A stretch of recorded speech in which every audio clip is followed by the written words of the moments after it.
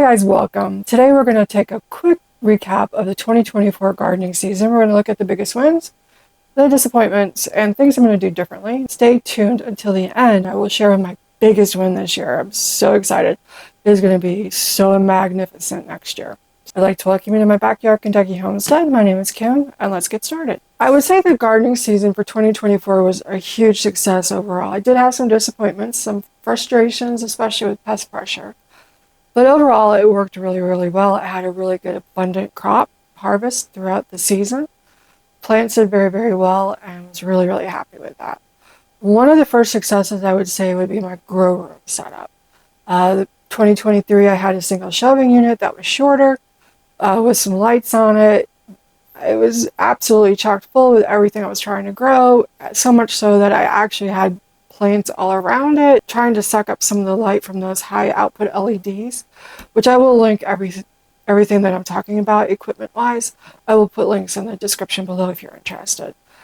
But it worked really well, but I wanted to have more space, so I got 2 shelving units, set those up, got a second set of 8 LED lights, and was able just to grow a buku amount of seedlings from the start. It was really good. The biggest problem that I had with my seedling, well, there's 2 problems I had with my seedling starts.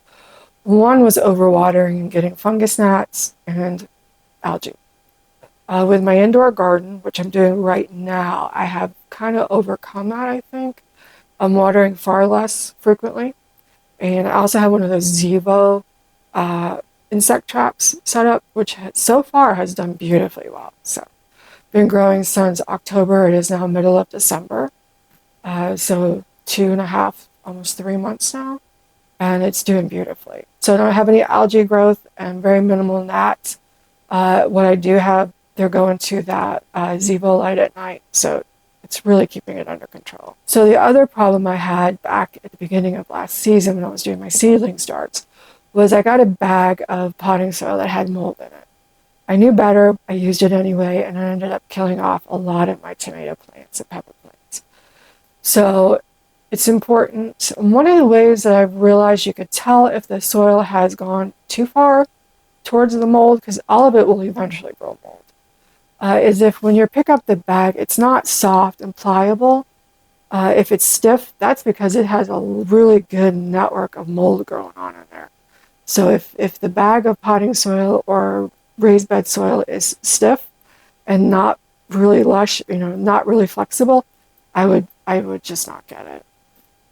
But I restarted tomatoes and ended up, some of the ones I thought died didn't die, so I ended up with buku number of tomato plants. But that's a better problem than not having it. So the second area I want to talk about is my onions and garlic.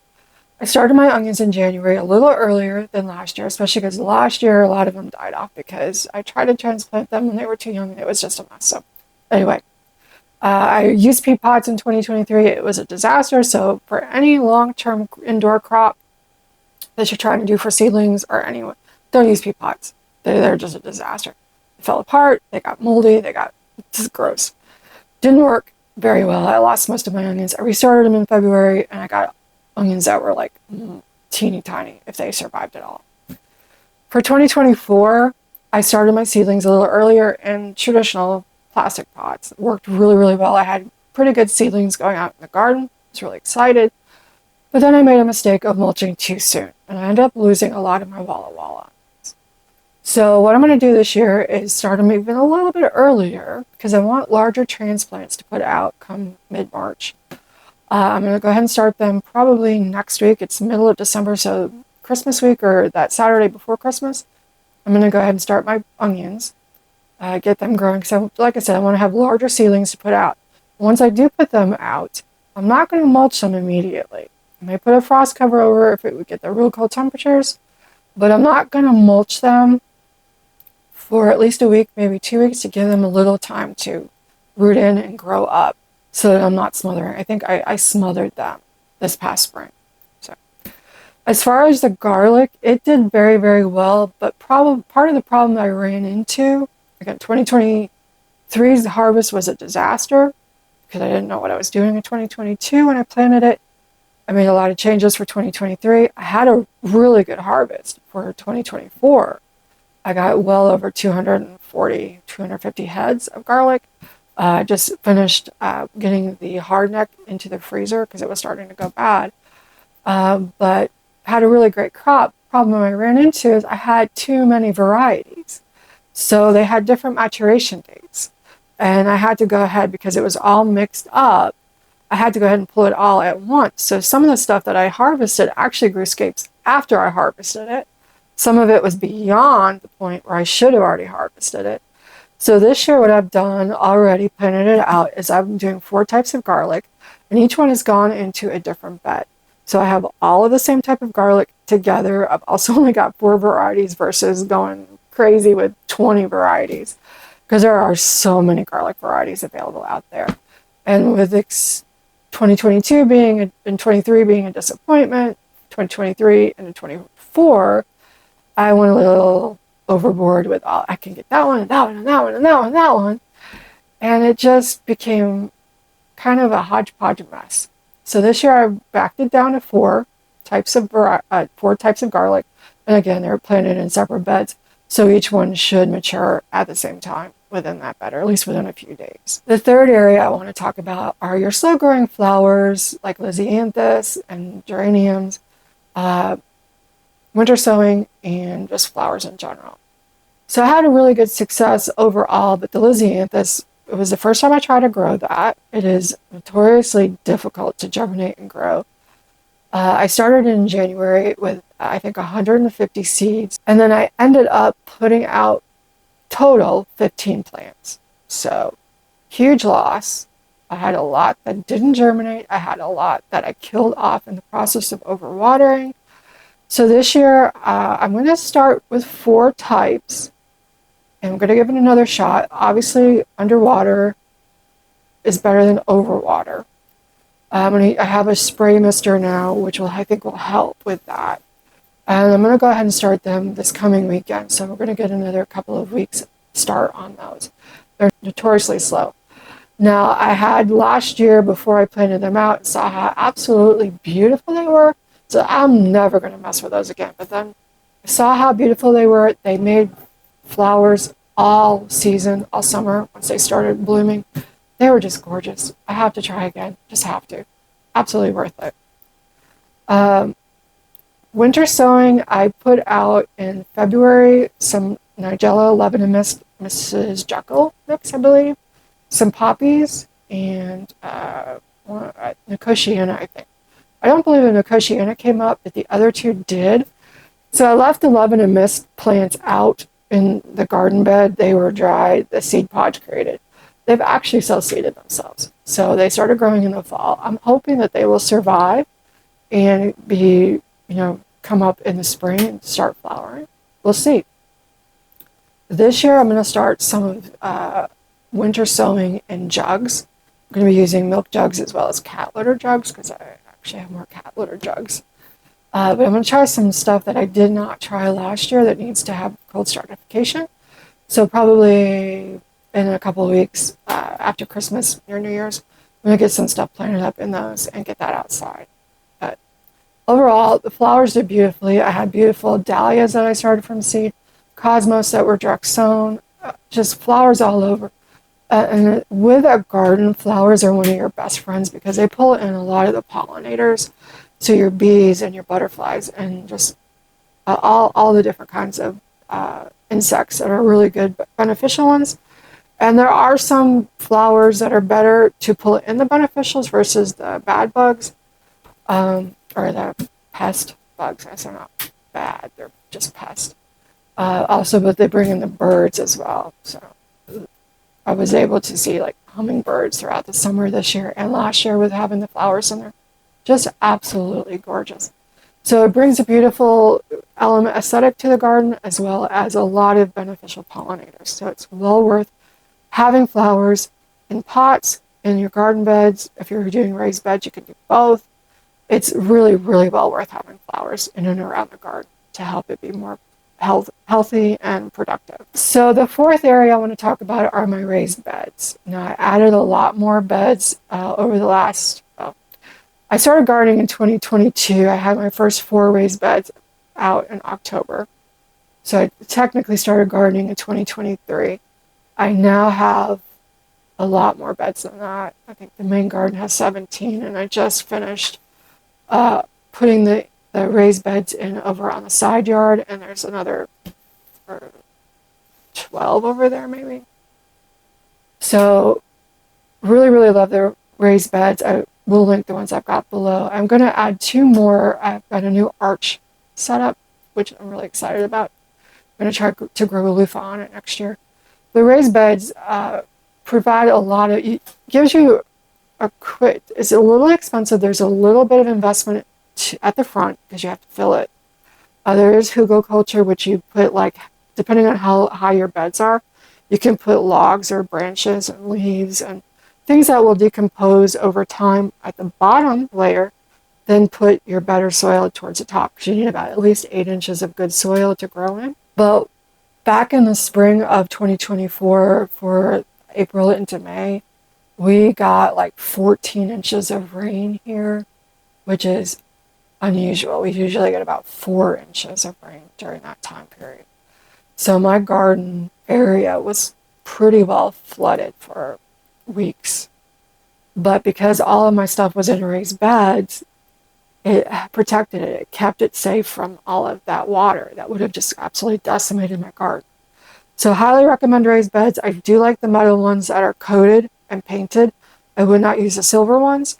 I do have a video, which I can link to, on how is it worth it? I think it is. And then what you would need to look for in a raised bed if you want to add that to your garden. But definitely recommend it. Lifesaver with regards to bad weather and flooding issues, and yeah, I love it. The next area I want to talk about are my potatoes. Now this year, I tried to grow potatoes several ways. Back in January, I had some potatoes that were growing really long eyes. They were no longer usable, so I had 2 options. Toss them, I guess 3 options. Toss them, compost them, or plant them. I figured, hey, if you can have potatoes that overwinter, why not try to do it intentionally? They came up, I harvested potatoes, it was awesome. I have actually done the very same thing this year. In November, I planted some out that were again going to seed, and they did start to grow, but then we got really, really cold weather. I did not get my cold tunnels for the garden beds made yet. Just, it got cold like that. I ran out of time.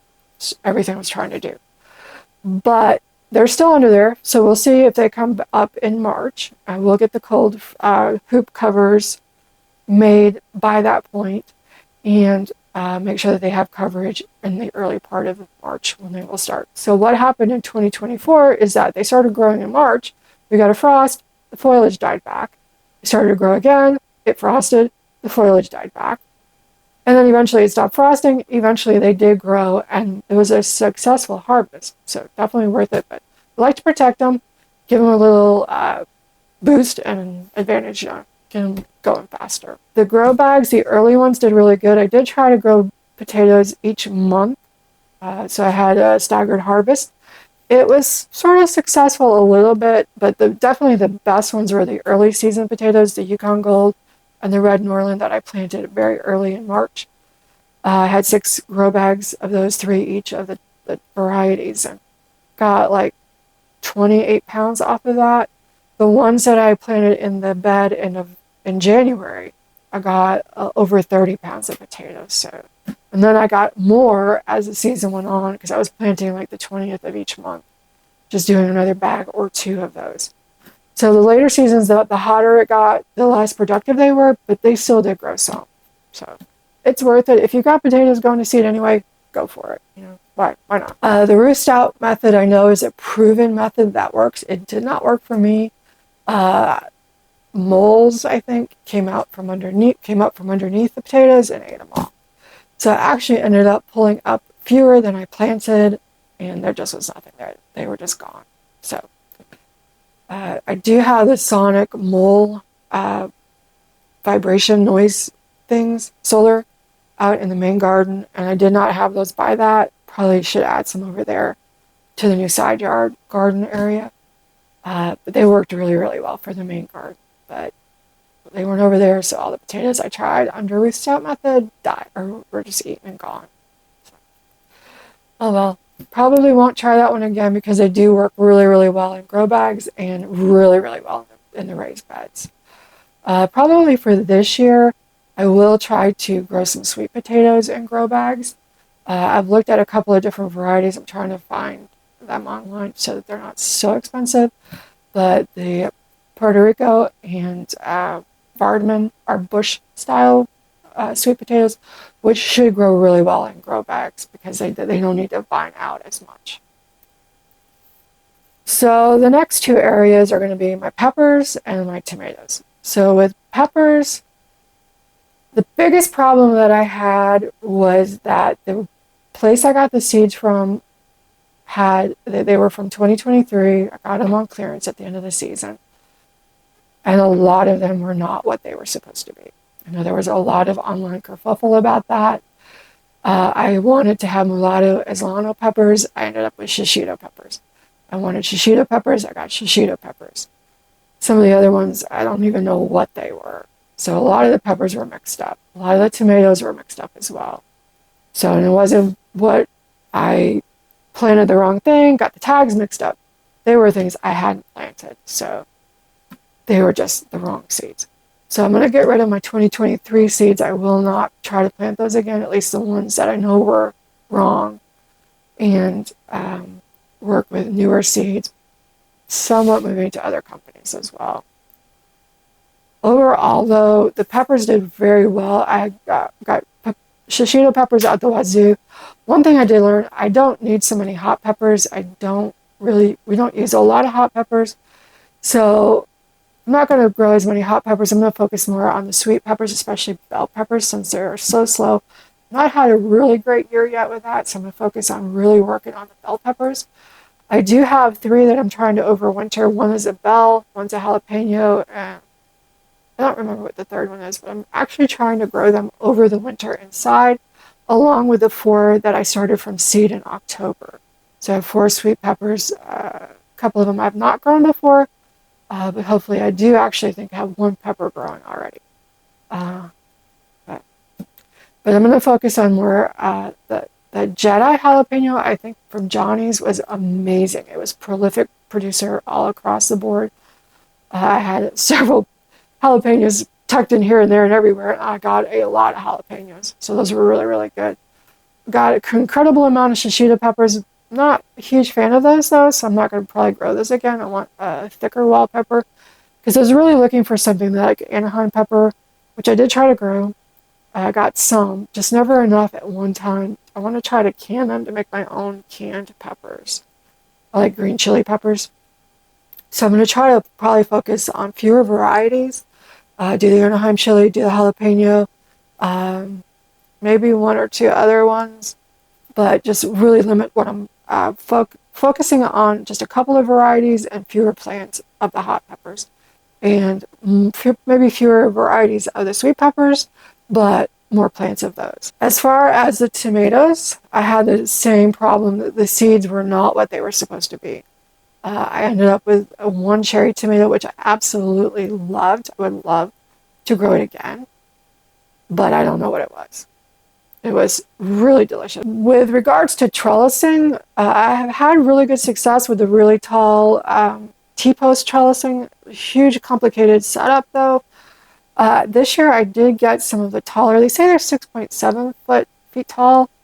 I don't know that they're actually that tall, but they are taller than your average obelisk trellises.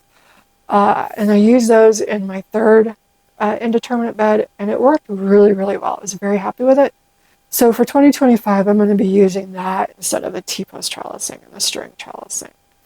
I'm going to go with just, the obelisk trellis and see how that goes for this season. For 2024, I had a knee injury that started in April, persisted, got really bad in June and July, and I didn't get pruning done. Honestly, I didn't see that not pruning versus pruning made much difference in my area. I know some people have said, don't prune to single leader. I'm not really seeing much difference. We have a very humid climate here, and it really didn't make much difference with regards to disease, but the amount of production may have been a little bit better with not pruning. So I'm going to go in between that again for 2025. Prune a little bit, prune disease stuff off. I did not find that not pruning made any advantage at all. Otherwise, I had great production.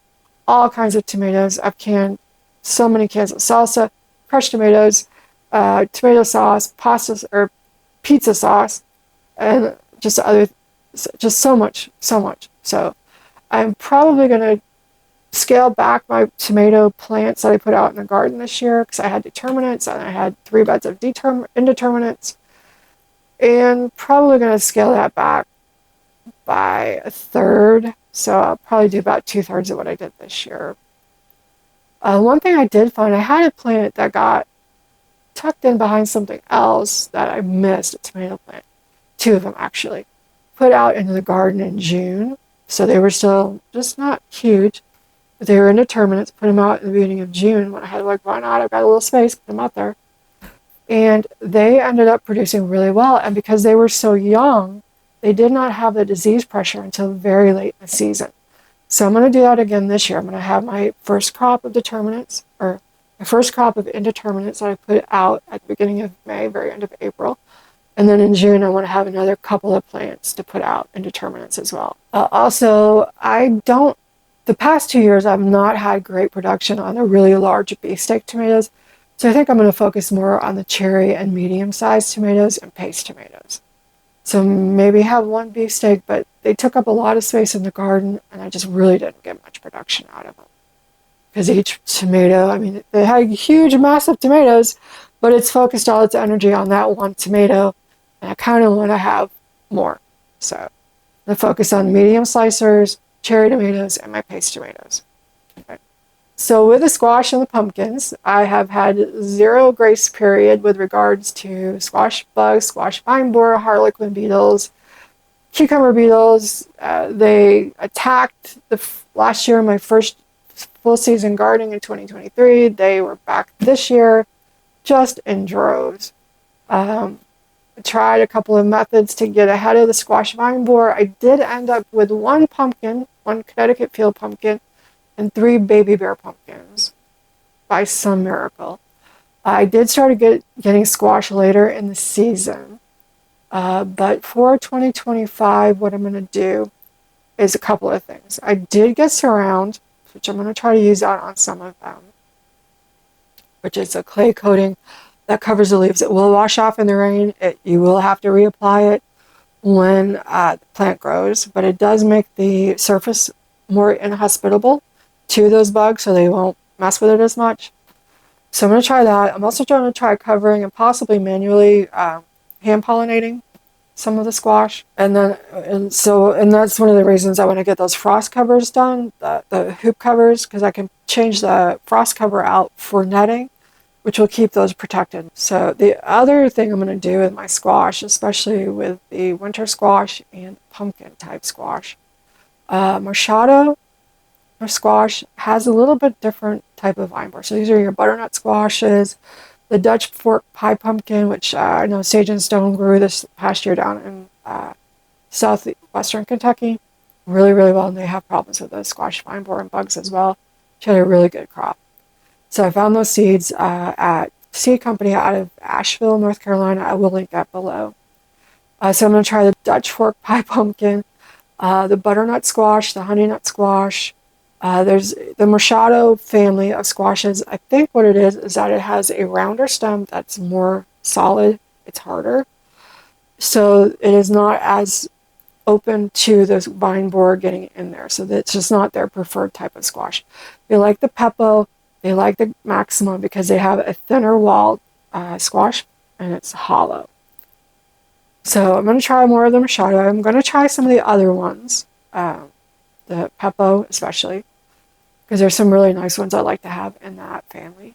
But again, use the Surround, use covers, and just hand pollinate. So we'll see how it goes. Kind of excited. So the final thing I want to talk about is my garden makeover, my flower bed makeover. It took months and months to get this done, especially with my injury. Oh my gosh, friends, it is going to be amazing. The perennials that I've got planted, the bushes, the flowering bushes, I can't wait. It is going to be so gorgeous coming April and May and June. It is just going to be absolutely beautiful. I did get some more clearance plants at the end of the season, which I tucked into flower beds temporarily. I unfortunately had to take my apple trees out that were at the back of the yard because they all got canker. I've got a maple tree that's sick that I got to get taken down soon. Unfortunately, it's going to be expensive. I don't want to do it. But I need to take that down because I think it infected probably the other trees because the way the wind blows, it went past the maple tree to those apple trees and they all got canker. The 2 peach trees I had back there also got some kind of gum fungus, gooey disease, probably from the same thing. So I had to take the 2 peach trees and the 4 apple trees out. Really, really sad. But because of that, I'm going to go ahead and extend the flower bed along the back fence out a little bit. So I got a fair bit of clearance plants at the end of the season, really, really cheap. If you're looking to add perennials, add bushes to your garden, and you have a Lowe's near you, check out their clearance rack. Especially early in the season when they have just gobs and gobs and gobs of inventory coming through the system. I was getting beautiful plants that were on clearance rack back in the early part of the season, back in May and June. And then at the end of the season, I got just a buku amount more. Don't tell anybody. But at the end in the fall, when Meijer was clearancing their stuff out, when Lowe's was clearancing, and even Home Depot was clearancing out, I got some really, really nice looking plants for like half price. So it's a really great way to save money. Also, I got a new garden structure in, which I haven't shared with you yet, but I will soon. And I got that arch over behind near the shed in the addition to the house. We got the wire mesh fencing on that. So I'm going to be able to put some raised beds inside of that and grow loofah or maybe something else next year. We're really, really excited. And then I've got all those new beds over on the side of the house over there. Just so excited about what we're going to be able to grow. So anyway, and I'm going to have vining crops out here, the trellises, and it's just going to be so gorgeous. Seriously, it's like, can we just skip January and February because I really want to just get out there and start growing stuff. The indoor garden is helping to appease that I have to get out there and grow feeling, but it's not quite enough. I just want to go out, spend time in my garden because I just absolutely love it. So anyway, those are my thoughts for next year. A wrap up of what happened this past year, the lessons I learned. Overall, very, very exciting possibilities coming up for next year. Overall, very good success for this past year. Definitely continuing to learn. I've now done 2 full garden seasons organically, and it's just been a great adventure. If you're interested in more gardening videos, check this out. And until the next time, I hope you all have a wonderful day, and bye. Go 2025 garden season! Woo!